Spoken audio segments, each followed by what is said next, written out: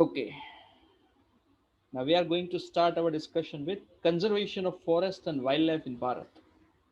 भारत के अंदर कंजर्वेशन करना जरूरी है, वैसे तो पूरी दुनिया के अंदर फॉरेस्ट और वाइल्ड लाइफ का कंजर्वेशन बहुत ही ज्यादा जरूरी है।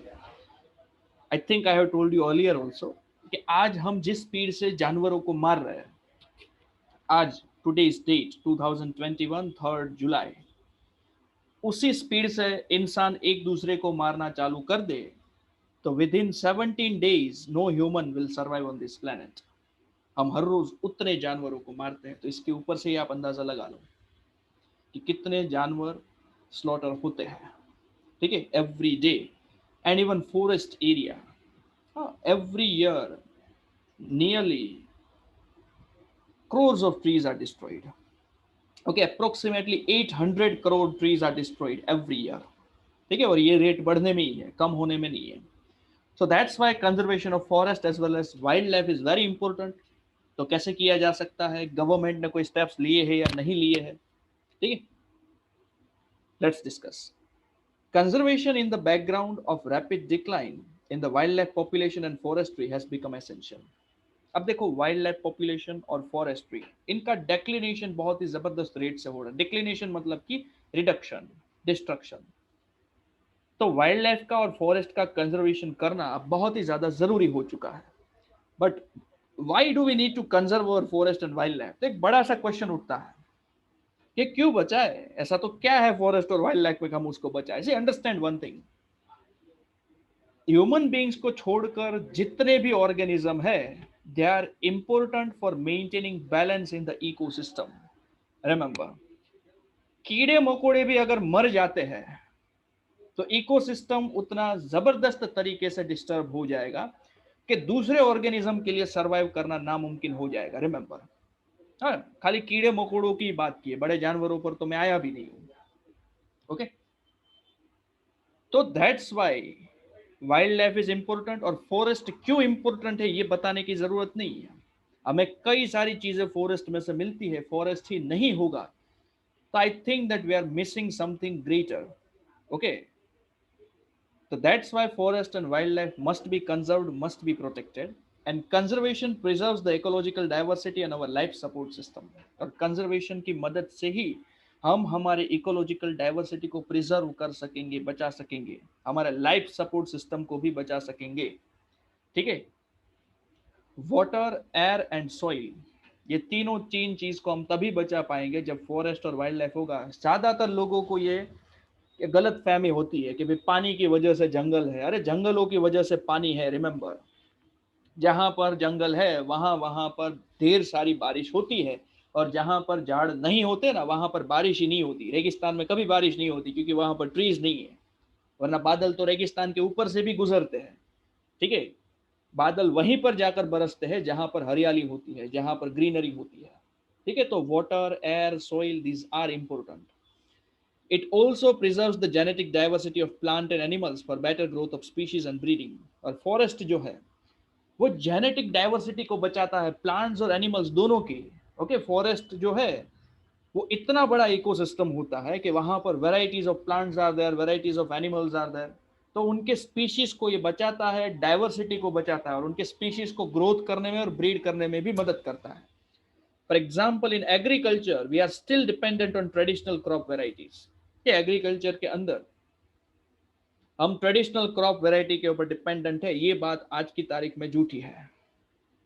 अगर भारत के अंदर कोई ऐसा बोलता है, भले ही बुक में लिखा हो, ओके, आप खुद रिसर्च कर सकते हो कहीं पर भी, या किसी को भी पूछ सकते हो कि भारत के अंदर आज की तारीख में अगर हम देखें तो ट्रेडिशनल क्रॉप जा चुके हैं। जो ओरिजिनल वैरायटी थे उससे हम कई ज्यादा आगे बढ़ चुके हैं। Hybrid variety of seeds are now available in the market. ठीक है, तो ट्रेडिशनल वैरायटी छूट चुकी है। तो यहां पर ये जो लिख रहे हैं कि भाई अभी भी ट्रेडिशनल क्रॉप वैरायटी है, भूल जाओ। ये सेंटेंस आज 2021 के लिए सेंटेंस है ही नहीं।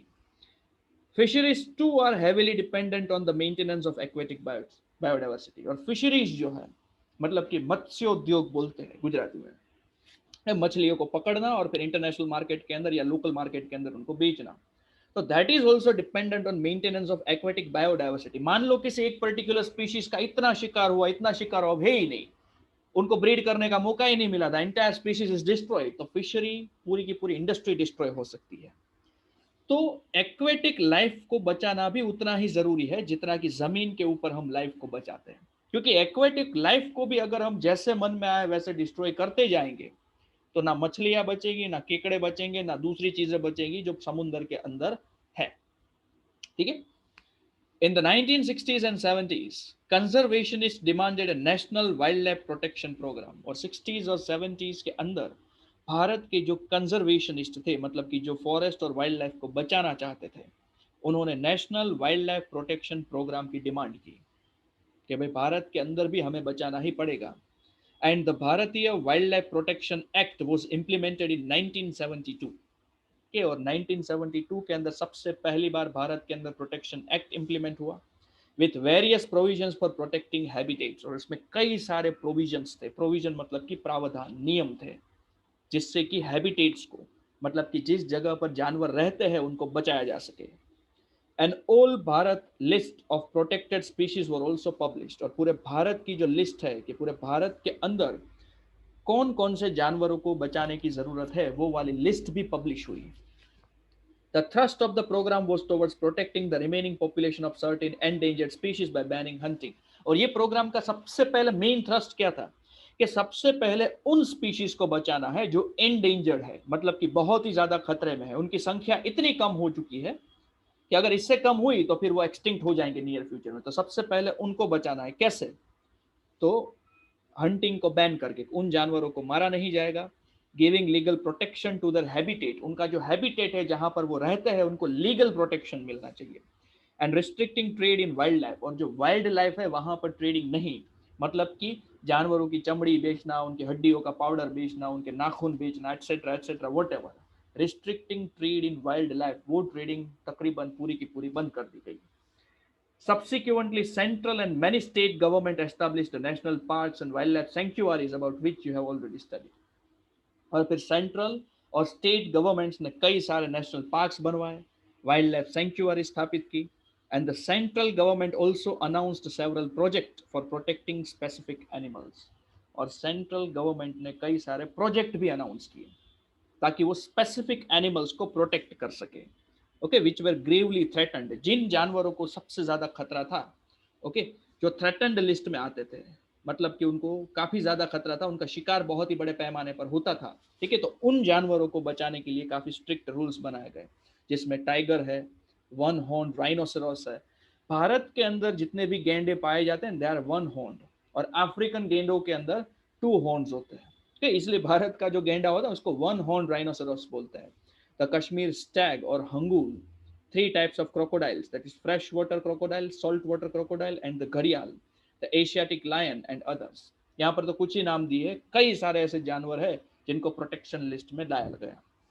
एंड मोस्ट रिसेंटली द भारतीय एलिफेंट, ब्लैक पक, the great Bharatiya bustard and the snow leopard, etc. have been given full or partial legal protection against hunting and trade throughout Bharat। ठीक है, और इन सब के अलावा ये सारे जो भी है कि भारतीय एलिफेंट है, ब्लैक पक है, ग्रेट इंडियन बस्टर है, स्नो लेपर्ड है, उनको भी फुल या पार्शियल लीगल प्रोटेक्शन मिला हंटिंग और ट्रेड में पूरे भारत के तौर पर। ठीक है, प्रोजेक्ट टाइगर, ये काफी फेमस प्रोजेक्ट है जो टाइगर के प्रोटेक्शन के लिए था, नाम पर से आपको अंदाजा हो गया होगा। Tiger is one of the key wild life species in the funnel web. Funnel web, food chain की बात हो रही है यहाँ पर। फोनल मतलब कि एनिमल्स, फ्लोरा और फोना बोलते हैं ना ऐसे। ठीक है, तो बहुत ही अहम भूमिका है टाइगर्स की। And in 1973 the authorities realise that the tiger population had, 1973 में रियलाइज हुआ अथॉरिटीज को, मतलब कि जो भी अथॉरिटीज है जो वाइल्ड लाइफ के साथ डील करती है उन्हें, कि भाई टाइगर की जो पॉपुलेशन जो है इट हैज ड्विंडल्ड टू 1827। खाली 1827 टाइगर बचे हैं इतने बड़े देश के अंदर, from an estimated 55,000 at the turn of the century. जब सेंचुरी की शुरुआत हुई 1900 के बाद तकरीबन 55,000 बाघ थे भारत के अंदर। शिकार होते होते होते होते 1827 बचे। तो आप इमेजिन कर सकते हो कितने बड़े लेवल के ऊपर, और हर साल कितने सारे टाइगर्स को मारा जा रहा होगा। The major threats to tiger population are numerous such as poaching for trade. ठीक है। और खतरा क्या है टाइगर को किलिंग के पीछे? सबसे पहले तो पोचिंग, मतलब कि इलीगल हंटिंग, लार्ज स्केल पर टाइगर्स को मारा जा रहा था उनकी स्किन के लिए। श्रिंकिंग हैबिटेट, टाइगर्स जहां पर रहते हैं उनका हैबिटेट श्रिंक हो रहा है, मतलब कि जंगल चारों तरफ से कट रहे हैं इसलिए इनका घर छोटा पड़ रहा है। Depletion of prey based species, और इनका जो प्रे बेस्ड जंगल छोटा होता जा रहा है, तो जो प्रे बेस्ड स्पीशीज मतलब कि हिरन, खरगोश, दूसरे छोटे बड़े जानवर जो टाइगर्स खाता है, ठीक है, वो सब कम होते जा रहे थे। तो फूड के अभाव में भी कई सारे टाइगर्स मर गए होंगे। ग्रोइंग ह्यूमन पॉपुलेशन एटसेट्रा, और जैसे जैसे ह्यूमन पॉपुलेशन ग्रो करती है वैसे वो जंगल की तरफ बढ़ती है, जंगलों को कटते हैं, वहां पर सेटल होते हैं, समथिंग लाइक दैट। फिर कई बार टाइगर्स और ह्यूमन पॉपुलेशन एक दूसरे के साथ भिड़ते हैं, ऑब्वियसली टाइगर विल डाई। ठीक है। The trade of tiger skin and the use of their bone in traditional medicines, especially in the Asian countries, left the tiger population on the verge of extinction. Tiger की skin और उनकी हड्डियों का तो at least traditional medicine के अंदर, आयुर्वेद के अंदर कभी भी किसी भी जानवर को मारकर कोई भी चीज का इस्तेमाल दवाई के अंदर नहीं लिखा गया है। जानवरों में से दवाई बनाने का पूरा आर्ट चाइना का है, इतना याद रखना कि ऐसी कोई दवाई नहीं होगी चाइना के अंदर जो जानवरों को मारे बिना ना बने। और टाइगर्स का अगर सबसे ज्यादा शिकार भारत के अंदर हुआ है तो उनकी हड्डियों का पाउडर चाइना के अंदर बहुत ही ज्यादा महंगा मिलता है, इसीलिए उनका शिकार होता था और वो उनकी हड्डियों के पाउडर से दवाइयां बनाते थे। ठीक है। Since Bharat and Nepal provide habitat to about two-thirds of the surviving tiger population in the world, these two nations became prime target for poaching and illegal trading. और भारत और नेपाल के अंदर पूरी दुनिया के 2/3 टाइगर, मतलब अप्रोक्सीमेटली 66% टाइगर्स थे, तो इसलिए ये दोनों देश टारगेट हुए। पोचिंग के लिए सबसे ज्यादा टाइगर अवेलेबल कहाँ थे? तो भारत के अंदर। तो ऑब्वियसली भारत ही सबसे फेवरेट लोकेशन होगा, जो भी हंटर्स थे उनका, कि भाई टाइगर्स तो सबसे ज्यादा यहीं पर मिलते हैं तो यहीं पर मारेंगे, नेपाल और भारत दोनों। तो project tiger, one of the well publicized wildlife campaigns in the world, was launched in 1973। और प्रोजेक्ट टाइगर जो है, ओके, पूरी दुनिया का बहुत ही जबरदस्त प्रोजेक्ट था, 1973 में लॉन्च हुआ। And tiger conservation has been viewed not only as an effort to save an endangered species but with equal importance as a means of preserving biotypes of sizeable magnitude. ठीक है। और ये जो tiger conservation जो था, इसको खाली ऐसे मत देखो कि एंडेंजर्ड स्पीशीज को बचाया जा रहा है ऐसे। Okay.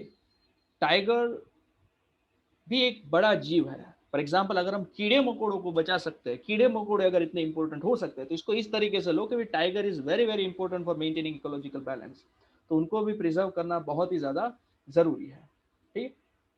Corbett national park in Uttarakhand, Sundarban national park in West Bengal, Bandhavgarh national park in Madhya Pradesh, Sariska wildlife sanctuary in Rajasthan, Manas Tiger Reserve in Assam, and Periyar Tiger Reserve in Kerala are some of the tiger reserves of Bharat. ये भारत के कुछ tiger reserves हैं।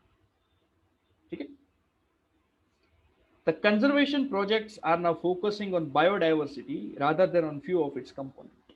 और conservation project जो है वो अभी biodiversity के ऊपर फोकस कर रहा है।